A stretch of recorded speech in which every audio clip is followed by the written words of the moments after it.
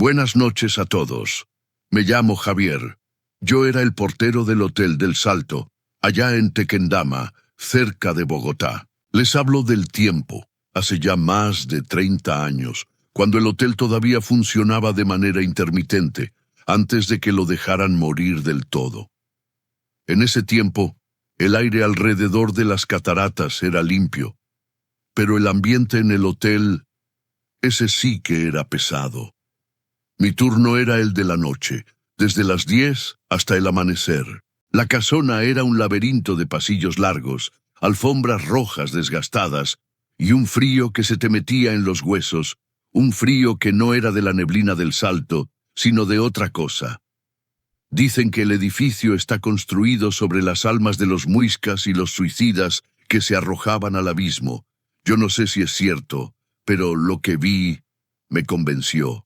Mi trabajo no era solo abrir la puerta, era asegurar que nadie entrara o saliera. La última hora de la noche, de las 3 a las 4 de la mañana, era la peor. La hora en que el velo es más delgado. El terror se concentraba en el segundo piso, en el pasillo norte, específicamente en la habitación 201. Siempre vacía, siempre helada, y curiosamente siempre reservada en el libro de registro antiguo, pero sin nombre. Decía simplemente, cuenta abierta. Una noche de octubre, cerca de la 1:30 de la madrugada, estaba revisando el libro de entradas, bebiendo un café que ya estaba frío, cuando sonó el teléfono del lobby. Un timbre viejo, de baquelita, que sonaba como si viniera de muy lejos. Contesté, sintiendo un escalofrío en la nuca. Hotel del Salto, le atiende Javier. ¿En qué puedo servirle? Hubo un silencio pesado, como si la persona del otro lado estuviera conteniendo la respiración. Y luego, una voz que era un susurro seco, como hojas secas siendo arrastradas sobre el mármol. Javier, soy yo, el huésped. Necesito la cuenta. Ya me voy. Sentí que el aire se me iba de los pulmones. Esa voz no era humana, era gutural, pero muy débil. Disculpe, señor. ¿Podría darme su número de habitación? 201. Se me acaba el tiempo. Tráigame la cuenta ahora, por favor. Colgué de golpe. Mi corazón me golpeaba las costillas. No había nadie en el 201. Nunca lo había. Revisé el tablero de llaves, ese antiguo mueble de madera lleno de ganchos. La llave del 201 estaba colgando, justo donde debía estar. Llamé a don Fernando, el gerente de noche, un hombre escéptico y rudo, para informarle. Él me gruñó, asumiendo que era una broma de algún borracho de la ciudad. Javier, si vuelve a sonar, ignóralo. Y más te vale que no dejes de pulir la madera del vestíbulo. Hoy tiene que brillar. Obedecí. Pero la urgencia del terror me obligó a hacer algo. Tenía que verificar esa habitación. Tomé la linterna de mango de metal y subí las escaleras de caracol, crujiendo sobre los escalones desgastados. El segundo piso olía a polvo, a humedad vieja y a algo más, como a metal oxidado y flores marchitas. Llegué al pasillo norte. Oscuro. La puerta del 201 estaba al final. Era una puerta de madera maciza, oscura, con la chapa de bronce picada. Me acerqué, con la linterna temblando en mi mano. No había ruido, ni luz. Acercando mi oído a la puerta pude escuchar algo. No era una voz, era un goteo, un tic-tac lento, como un reloj de agua muy grande. De pronto, el goteo paró, y escuché la voz de nuevo, justo detrás de la puerta, pero ahora era más fuerte, más articulada. Estoy esperando, Javier, la cuenta, o tendré que ir por ella yo mismo. El pánico me hizo correr escaleras abajo, tropezando con la alfombra suelta. Me encerré en la pequeña oficina del lobby, sudando frío. Miré el reloj de pared antiguo, las 2:12 de la mañana. El tiempo se sentía escaso. Pero, a pesar de mi miedo, me armé de valor. Recordé las palabras de la voz. Necesito la cuenta. ¿Qué clase de huésped fantasma quiere pagar la cuenta? Tomé el viejo libro de registro y busqué la entrada del 201, fecha de ingreso, 17 de agosto de 1946, y la nota de la cuenta abierta. Hice el cálculo a mano, sumando las noches a tarifa de la época. Una cifra ridícula, pero una cifra. Justo cuando terminé, el teléfono volvió a sonar. ¡Ring! ¡Ring! Esta vez no contesté. En lugar de eso, tomé el papel de la cuenta, lo doblé con manos temblorosas y lo deslicé por debajo de la puerta de la oficina. «Aquí está. Su cuenta está pagada, señor. Puede irse», grité, sintiendo que mi voz se rompía. Hubo un silencio total. Ningún goteo, ningún susurro. Pasaron 10 minutos que se sintieron como horas. Luego, mi mirada se dirigió a la rendija bajo la puerta de la oficina. Vi algo deslizarse. No era el papel de la cuenta, era una moneda, una sola moneda de plata antigua, un peso colombiano de esa época, de 1946, gastada y oscura. La moneda rodó lentamente sobre el mármol hasta mis pies, y con ella venía una pequeña nota, doblada y amarillenta, con una caligrafía elegantísima. Decía: «Gracias por el cobro. Ya me liberaste. La llave del 201 está en el vestíbulo. Quémala». Corrí al vestíbulo. En el mármol, al lado del mostrador, estaba la llave de bronce del 201. No había caído, sino que estaba colocada cuidadosamente, como si alguien la hubiera puesto allí con las manos. Pero si la llave estaba colgada en el tablero, ¿quién o qué la había movido? Tomé esa llave con un trozo de tela y la tiré a la chimenea apagada del lobby. Nunca volví a escuchar el teléfono de noche. El 201 se quedó tranquilo. Pero un mes después, la gerencia de día encontró el viejo libro de registro. Alguien había tachado la anotación del cuarto 201 y había escrito en su lugar, con tinta roja desvanecida: «Saldada, hora 02:12 AM». Yo sé que liberé a un huésped que no podía irse sin pagar, pero la moneda que me dio, la guardé. Es de plata pura. Esa moneda era el precio del servicio o era el pago por mi silencio. Y si la llave del 201 estaba colgada en el tablero cuando contesté la llamada, ¿quién me la devolvió en el vestíbulo y qué cosa me habló por teléfono? Si el huésped ya estaba listo para irse, el terror tiene un precio y parece que Javier lo cobró. Si esta historia te ha robado el sueño, es vital que actúes ahora. Suscríbete si quieres que tu alma esté a salvo y que YouTube recomiende estas historias a más almas perdidas que necesitan ser advertidas. Dale me gusta para que el algoritmo entienda la urgencia y dinos en los comentarios, ¿esa moneda era una recompensa o una maldición? Tu suscripción es nuestra única defensa.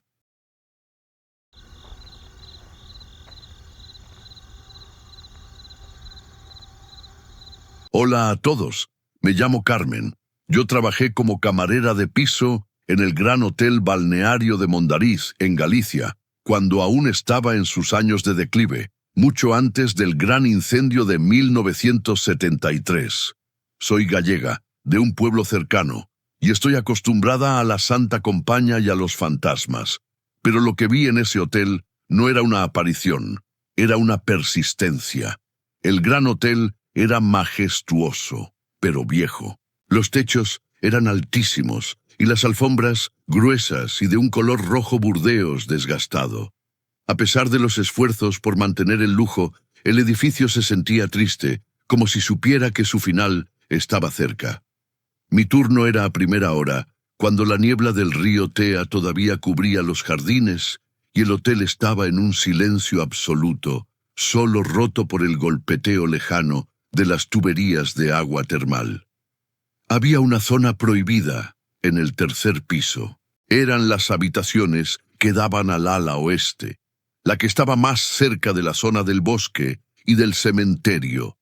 El hotel las había clausurado por problemas estructurales, pero la verdad es que nadie quería trabajar allí. La habitación del terror era la 303. Nunca me asignaron limpiarla, pero mi compañera Elvira, que era muy supersticiosa, siempre se negaba a pasar por ese pasillo. El miedo no era por lo que veías, sino por lo que sentías. Al pasar por la puerta de la 303, la temperatura caía de golpe y te envolvía a un olor fuerte a tabaco rancio y perfume de mujer barato. El gerente de mantenimiento, don Isidro, me había advertido: Carmen, si el pasillo del ala oeste huele a perfume, sal de ahí y no mires la alfombra. Yo era joven y por la necesidad del trabajo, valiente. La advertencia me dio curiosidad. Una mañana de mayo, estaba limpiando las habitaciones cercanas. Pasé por el pasillo y ahí estaba, el olor, tabaco rancio y ese perfume dulce, pesado, que te hacía doler la cabeza. Me detuve frente a la puerta de la 303. La puerta estaba cerrada, pero en el piso, justo frente a la rendija, vi algo. Una mancha. No era sangre. Era una mancha oscura, húmeda, que se extendía sobre la alfombra roja Burdeos. Tenía una forma muy definida, la silueta de un cuerpo humano acostado. Al principio pensé que era humedad de alguna tubería, pero la mancha no se secaba, y lo más inquietante, brillaba. Tenía un brillo aceitoso, como si acabara de filtrarse. Tomé mi balde de limpieza, me armé de valor gallego y decidí acabar con el misterio. Fui a la sala de almacenamiento y regresé con la máquina de vapor industrial, un aparato ruidoso y pesado que usábamos para las manchas difíciles. La pasé una vez, 2, 3 veces. El vapor era tan caliente que quemaba. El perfume se hizo más fuerte, casi insoportable, como si alguien se hubiera vaciado una botella sobre sí mismo. La mancha se desvaneció un poco, pero no desapareció. Al día siguiente regresé, y la mancha estaba más oscura y más grande que antes, como si la humedad del vapor la hubiera alimentado. Esto se convirtió en mi obsesión. Cada mañana, antes de que llegaran los primeros huéspedes, yo iba a esa habitación. Le dedicaba 20 minutos a la mancha, probando todo: jabón alcalino, lejía, incluso aguarrás, que era peligroso para la alfombra. No importaba cuánto limpiara, la mancha regresaba, siempre con la misma silueta, y siempre ese olor a tabaco y perfume barato. La mancha no era de este mundo, era una huella de la tragedia que se negaba a ser borrada. Una tarde, me quedé más tiempo del debido. El sol estaba poniéndose. La luz naranja se filtraba por las ventanas, llenando el pasillo de un tono irreal. Estaba arrodillada frente a la mancha, frotándola con un cepillo de cerdas duras. Estaba tan concentrada en mi tarea de limpieza que no escuché, hasta que sentí el aliento frío en mi nuca. Un susurro, justo en mi oído, con esa voz femenina y rota. No decía una palabra, solo una risa. Una risa aguda, seca, sin alegría, que sonó como si estuviera hecha de cristales rotos. Me levanté de un salto dejando caer el cepillo. Miré hacia atrás, hacia la puerta de la 303, y allí estaba. La chapa de latón de la puerta, que siempre estaba brillante, ahora estaba cubierta de pequeñas gotas de humedad, como si alguien hubiera llorado sobre ella, y desde esa chapa, una línea de ese líquido aceitoso goteaba sobre la alfombra, directamente sobre la mancha que acababa de limpiar. Corrí. No le conté a nadie. Al día siguiente, la mancha estaba fresca, y por primera vez me di cuenta de algo más. La silueta no era solo de un cuerpo acostado, era de un cuerpo con los brazos abiertos, como si estuviera gritando o pidiendo ayuda. Ese día renuncié. Me fui de Mondariz. Años después, mi hermana me contó del terrible incendio que arrasó el Gran Hotel. El fuego comenzó precisamente en el ala oeste. y la policía forense, al investigar el origen del incendio, mencionó algo en el periódico local. Encontraron un punto de ignición en el pasillo, en la alfombra del tercer piso, cerca de la famosa habitación clausurada. Se especuló que una tubería rota o un cortocircuito en el suelo fue la causa, pero yo sé la verdad. La mancha no era de humedad, era la silueta de alguien que murió allí y no podía irse. La presencia que olía a perfume y tabaco. Se rió de mí porque no podía limpiarla, o se rió porque yo era la única que la veía y estaba a punto de contar su secreto. ¿Y si el incendio comenzó precisamente allí? ¿Fue la mancha la que prendió fuego al hotel para por fin borrar su huella? ¿O fue el alma atrapada que, al no poder ser limpiada, decidió quemar su prisión?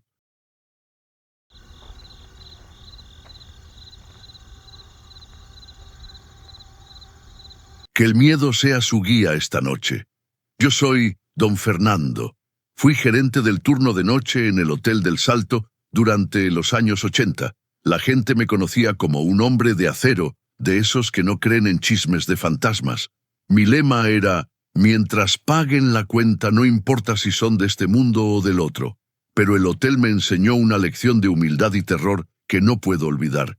Yo tomaba el turno a las 10 de la noche. Mi puesto era en la recepción, una cabina de madera oscura, con un panel de llaves que se extendía hasta el techo. Justo frente a mí había un ventanal enorme que daba directamente al abismo de las cataratas del Tequendama. La neblina siempre estaba ahí, cubriendo el barranco como una cortina sucia. El problema que yo tenía no eran los ruidos, sino los huéspedes inexistentes.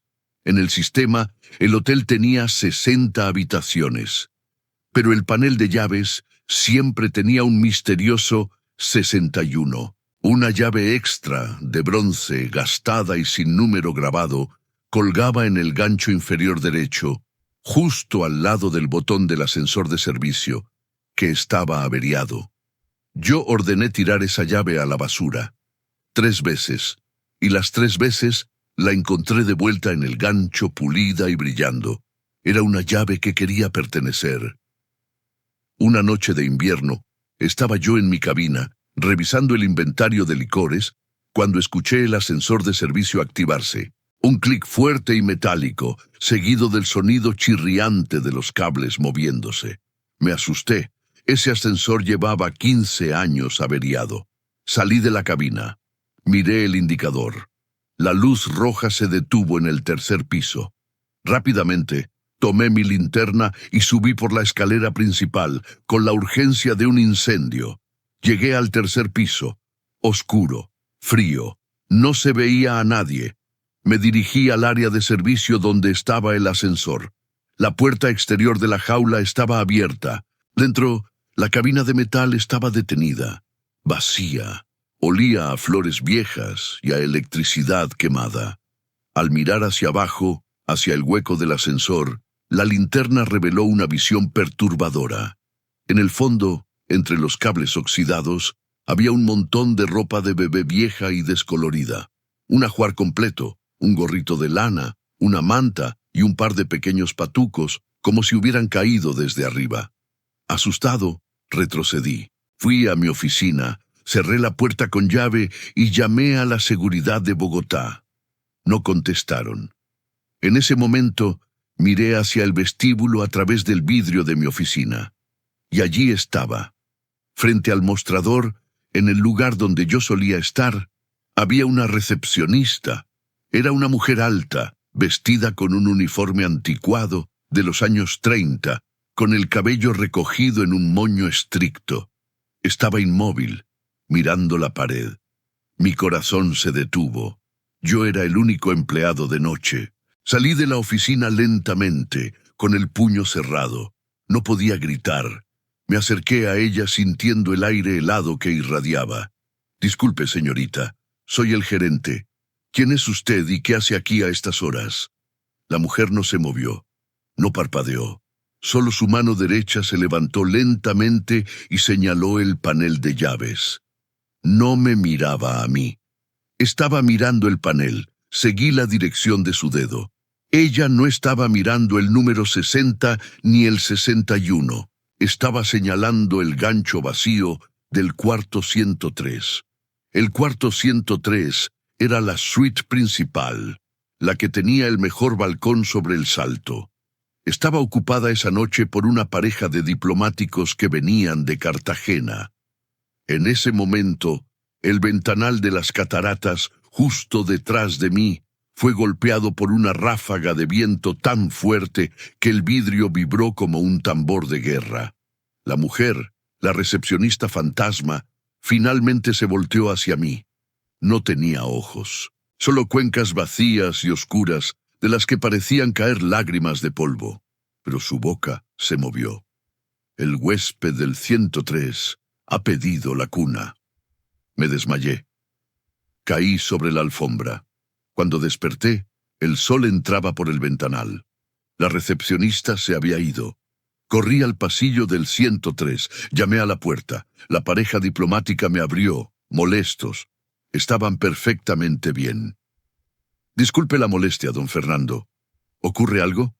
No, solo el inventario. ¿Sus vacaciones van bien? La esposa me sonrió, pero su sonrisa era débil. Todo bien, gracias. Solo un detalle. Hemos notado un frío tremendo en esta habitación. Y anoche juraría que escuché el llanto de un bebé justo al pie de la cama. Claro que aquí, con la cascada, todos son ruidos extraños, ¿no cree? Regresé a mi oficina. Revisé el panel de llaves. La llave del 103 estaba en su lugar. Pero el gancho del cuarto 61, la llave extra que había tirado, estaba vacío. La llave no estaba. Nunca volví a saber de la llave 61. Me pregunto, ¿la recepcionista fantasma me advirtió sobre la llave que quería entrar o me confundió con un colega de su época? ¿Y el llanto del bebé que escuchó la huésped era el niño que la llave 61 quería traer a la suite 103? ¿O esa llave extra que siempre regresaba era la llave del ataúd de un niño que necesitaba una cuna? Don Fernando fue un gerente de acero, pero el Hotel del Salto le enseñó que hay deudas que no se pueden cobrar y huéspedes que no se registran. Suscríbete ahora. No sabes cuándo podrías necesitar la llave de salida. Dale me gusta para que estas historias de hoteles malditos lleguen a todos los que creen que el terror solo está en las películas. Tienes que comentar, ¿la llave 61 era el bebé o el asesino? Queremos leer tu teoría.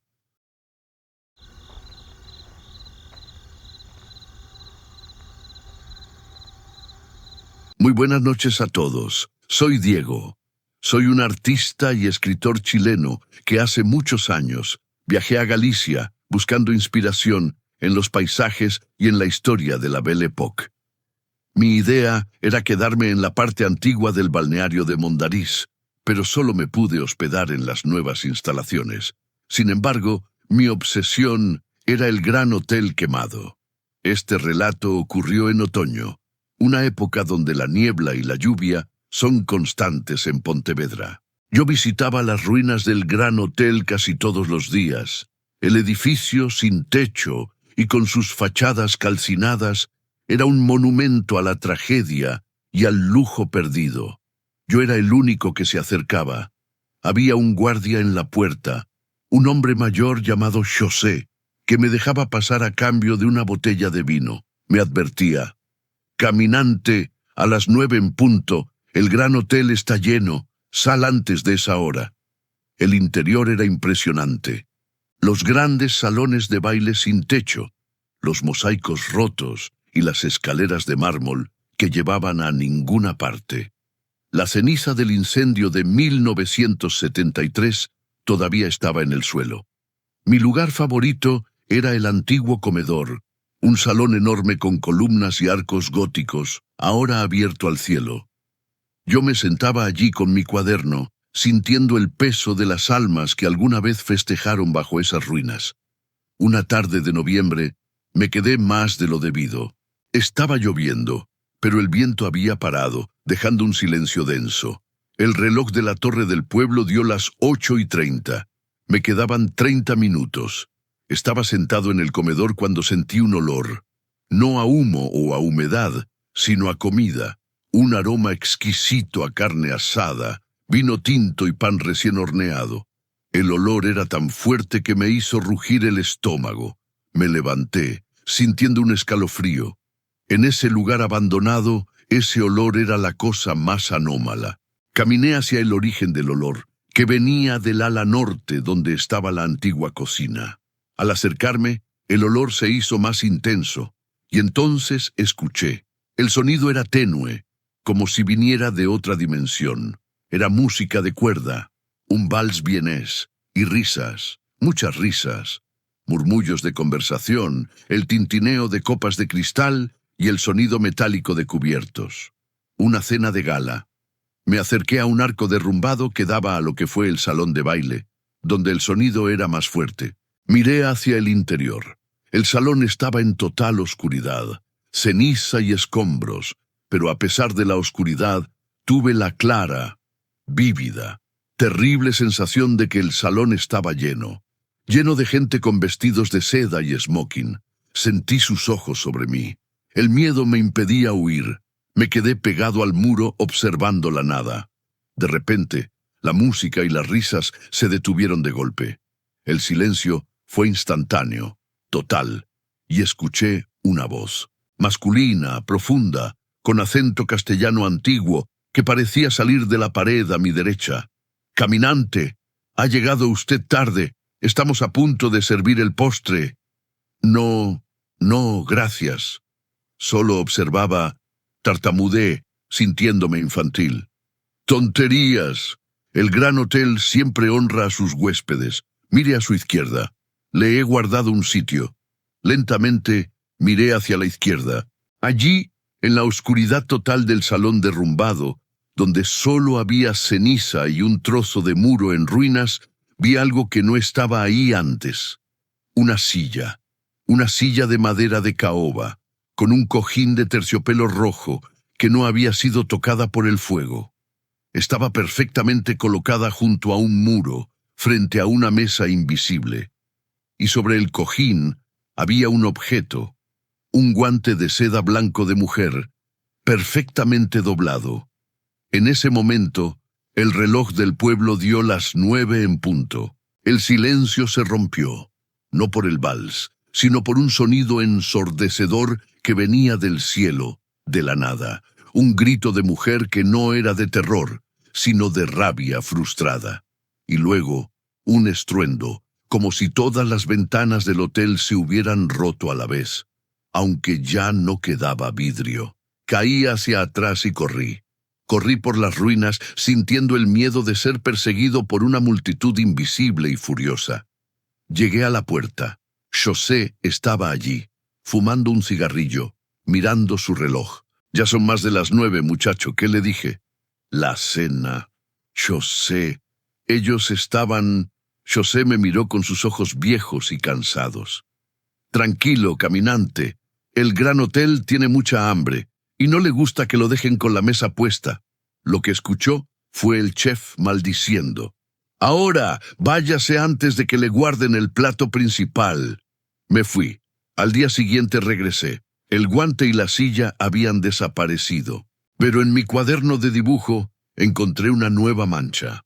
La silueta de una copa de vino tinto perfectamente marcada en la página de mi última anotación. Me pregunto, ¿la cena era una alucinación olfativa de mi subconsciente hambriento? ¿O ese fantasma de la cena me invitó a sentarme en una mesa donde yo iba a ser el plato principal? ¿Y el grito de rabia fue el alma que no quería que yo escapara? ¿O fue el chef frustrado porque su cena se había enfriado y su invitado se había ido? Diego fue invitado a una cena que no olvidará. Pero hay mesas puestas y asientos vacíos para todos nosotros en el infierno. Suscríbete ahora. Necesitamos saber quién más está en el menú. Dale me gusta si crees que el Gran Hotel de Mondariz sigue en funcionamiento, pero para otro tipo de huéspedes. Comenta. ¿El guante era una invitación o una advertencia? Tu respuesta es la clave para entender.